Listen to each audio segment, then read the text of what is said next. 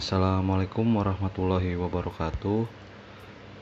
Dengan saya mahasiswa Unsada Malam Sistem Informasi dengan mata kuliah metodologi penelitian. Kali ini saya akan mempresentasikan sebuah proposal penelitian yang berjudul Pengaruh Kemajuan Teknologi Komunikasi Terhadap Remaja. Nah, latar belakangnya dibuat penelitian ini adalah seiring berjalannya waktu, yang seperti kita tahu teknologi cepat berkembang setiap tahunnya. Awal mulanya handphone hanya dimiliki oleh kalangan tertentu yang benar-benar membutuhkan demi kelancaran pekerjaan mereka. Namun seiring dengan perkembangan zaman, handphone telah dimiliki oleh semua kalangan, baik yang benar-benar membutuhkan maupun yang kurang membutuhkan, tak terkecuali para remaja sekalipun. Jadi pada zaman dulu handphone itu adalah kebutuhan tersier ya, yang dimana kita tahu adalah handphone itu adalah barang yang cukup mahal ya. Tapi sekarang handphone itu sudah menjadi kebutuhan primer dan tidak luput juga oleh remaja, bahkan dari anak-anak SMP sampai SMA pun sekarang sudah pasti, bahkan anak SD pun sudah pasti mempunyai smartphone ya. Nah, handphone dan internet merupakan alat multifungsi. Karena multifungsinya tersebut, para remaja dapat menggunakan teknologi secara positif ataupun negatif, tergantung pada setiap individu. Jadi tujuannya dibuat penelitian ini adalah untuk mengetahui dampak positif dan negatifnya dari sebuah kemajuan teknologi ini. Nah, rumusan masalahnya yang pertama adalah yang kita akan bahas adalah apa sih pengertiannya dari teknologi komunikasi. Jadi teknologi komunikasi sendiri itu adalah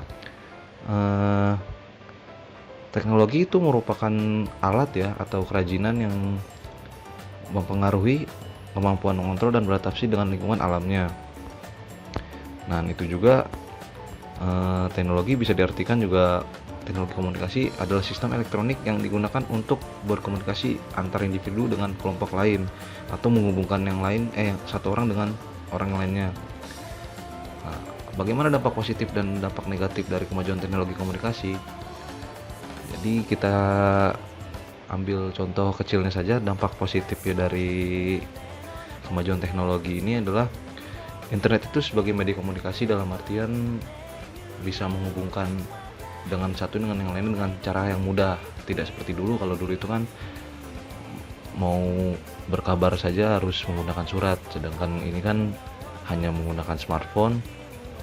Dan kemajuan teknologi ini dengan menggunakan internet saja sudah cukup bisa menghubungkan antar dua orang atau lebih ya, untuk saling berkomunikasi. Nah, lalu yang ketiga, rumusan masalah yang ketiga adalah apa sih tindakan yang dilakukan remaja untuk menghindari penyalahgunaan teknologi komunikasi. Jadi tindakan yang dilakukan itu adalah sebagai contoh kecilnya pembatasan umur untuk pemakaian smartphone, atau bisa juga dengan pembatasan akses pembukaan atau mengakses beberapa web yang dikategorikan khusus. Jadi tidak semua orang bisa membukanya, termasuk anak kecil atau di bawah umur. Nah, tujuan penelitian ini yang pertama untuk mengetahui pengertian dari teknologi komunikasi. Ini sebelah tadi saya jelaskan, pengertiannya itu ya adalah alat ya. Teknologi adalah alat yang dibuat untuk dirancang oleh manusia yang bertujuan untuk mempermudahkan kegiatan-kegiatan manusia. Nah, sedangkan pengertian dari komunikasi itu sendiri adalah suatu proses penyampaian informasi dari suatu pihak ke pihak yang lain agar tidak saling mempengaruhi di antara keduanya. Nah, yang kedua, tujuannya adalah untuk mengetahui dampak positif dan dampak negatif dari teknologi komunikasi. Yang seperti tadi saya sudah jelaskan secara garis besarnya. Dampak positifnya itu kan media sebagai media pertukaran data, media untuk mencari informasi atau data, fungsi komunitas, mempermudah proses pembelajaran, mempermudah komunikasi atau menyambung silaturahmi, sarana dan hiburan, kebutuhan berinteraksi dan berbisnis dalam bidang perdagangan. Nah, itu adalah contoh-contoh umum dampak positif dari kemajuan teknologi. Sedangkan dampak negatifnya itu yang paling besar saat ini adalah kasus yang salah satunya adalah pornografi di bawah umur. Tentunya juga banyak sekarang Violence and Gore. Violence and Gore itu adalah konten sadis, maksudnya konten sadis yang menampilkan adegan yang cukup ekstrim, di mana ada banyak darah dan ya banyak pembunuhan, yaitu penipuan. Dengan kemajuan teknologi itu makin banyak ya penipuan-penipuan itu dengan macam-macam modus. Terus carding itu adalah upaya untuk membobol suatu sistem, yaitu sistem perbankan biasanya ya. Itu biasanya akun-akun nasabah itu diretas dan digunakan saldonya untuk melakukan booking tertentu seperti booking hotel atau tiket. Nah, itu dimaksud dengan carding. Lalu dengan perjudian. Nah, perjudian itu sekarang juga sudah merambah ke online ya, seperti perjudian poker dan togel yang umumnya yang kita tahu itu sudah ada aplikasinya tersendiri malah. Mengurangi sifat sosial manusia. Jadi manusia ini menjadi cenderung antisosial, jadi dia tidak mau keluar rumah atau dia terjebak di dunianya sendiri karena sudah terlalu asyik dengan teknologi yang disuguhkan yang begitu maju. Jadi saya sampai lupa untuk apa sejatinya manusia itu adalah makhluk sosial. Nah, dan lalu yang berikutnya adalah bisa membuat kecanduan. Nah, itu tadi, jadi sudah kecanduan jadinya dia tidak melakukan apa-apa lagi. Terus penggunaan yang tidak sesuai dengan kondisi, jadi dia misalkan di waktunya harus belajar atau mungkin sedang melakukan aktivitas yang lain seperti beribadah, tapi dia malah lalai dan malah mengutamakan hal-hal yang tidak penting seperti berselancar di dunia maya seperti itu. Lalu manfaat penelitian ini bisa dibagikan kepada khususnya pemerintah ya, karena hasil pemerintah ini diharapkan bisa menjadi masukan bagi Menteri Komunikasi dan Informasi khususnya. Jadi di Menkom ini bisa ditekan lagi, bisa diberikan lagi sebuah boundary atau batasan untuk mengakses sebuah informasi dunia maya ya. Jadi pemerintah bisa tahu dan mengambil keputusan bagaimana caranya mengurangi dampak negatif dari kemajuan teknologi ini yang tadi saya bilang ya, seperti pornografi segala macamnya itu. Nah, untuk para remaja ini, hasil penelitian ini dapat menambah ilmu pengetahuan khususnya mengenai pengaruh kemajuan teknologi komunikasi bagi remaja.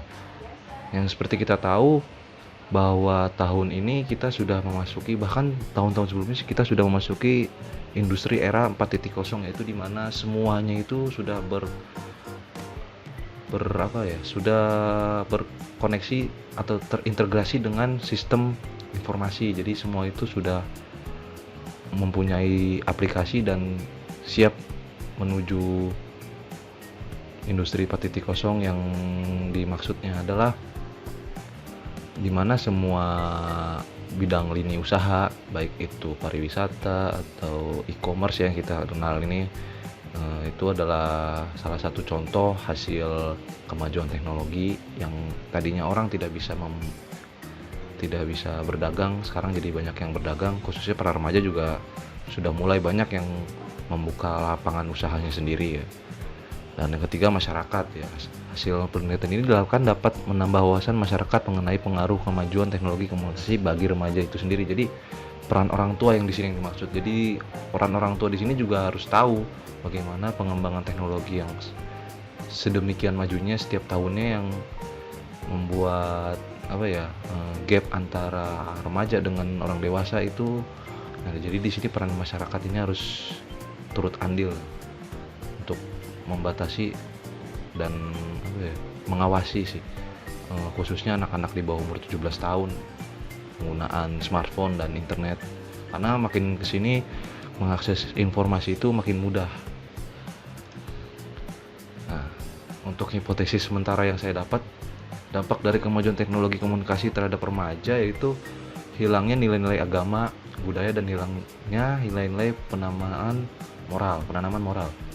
Jadi yang maksud di sini adalah yang nilai-nilai agama. Jadi yang tadinya orang rajin beribadah, setiap azan mungkin langsung ke masjid, Tapi sekarang dengan kemajuan teknologi yang begitu cepatnya dan banyaknya media hiburan yang disuguhkan, orang jadi mulai lalai untuk melakukan ibadahnya yang tepat waktu. Budaya ini jadi masuknya zaman industri 4.0 ini, di mana budaya luar seperti khususnya budaya Jepang dan Amerika Barat ya, di mana negara itu adalah negara-negara yang sudah maju dan teknologinya sudah di atas rata-rata atau di atas negara kita. Jadi orang-orang kita itu lebih cenderung mengikuti budaya yang di sana sehingga lupa dengan jati dirinya diri sendiri di sini. Dan yang ketiga adalah hilangnya nilai-nilai penanaman moral.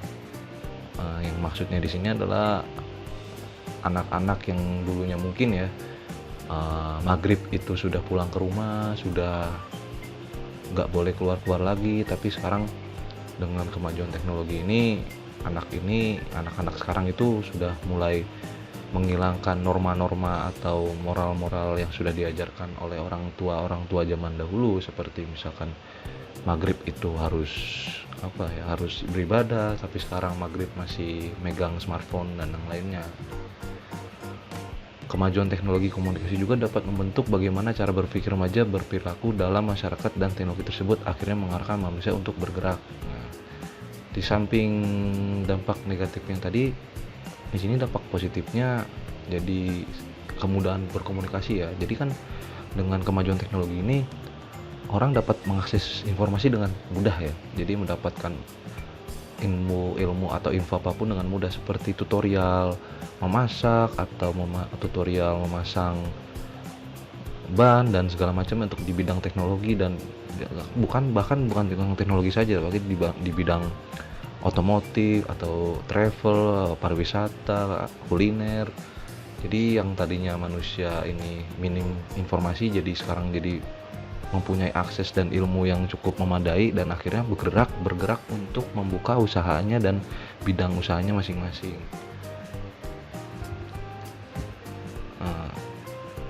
Untuk metode penelitiannya di sini ada dua ya.